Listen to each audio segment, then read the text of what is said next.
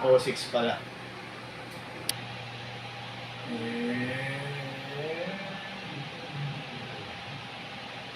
Kinain niya yung linya, nandun siya sa out. Sa mi... Ano natatandaan ninyo, sir? Alam mo po, sobrang mabagal lang po ako, sir. At mabagal lang po ako, sir. Mabagal lang. Mabagal lang yung driving. Siguro po, napigit po ako, sir. Kaya pumalo yung manibela sa pagkatasyon. Pagkakain po na pa ganun yun. Inaantok po ba kayo, sir, kanina? Napigit lang, napigit po. Hindi, basta nung gumanon lang, nabugo na agad. Nakahawak na ako sa may bakal eh.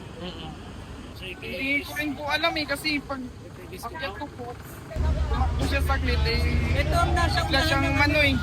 Umangga na lang kami dyan eh. Ayun lang, sir. Yung pagpapaniw po sana, yung mga bus driver, pag medyo inaantok na sila, ibilis na lang, magpahinga muna sila. Huwag na lang pinitin. Kasi yung consequences po talaga ganyan, no? Eh, mga nangyari ng ganyan, may maraming injury. So baka marami pang, buti sana kung siya lang, marami pang nadamay na iba.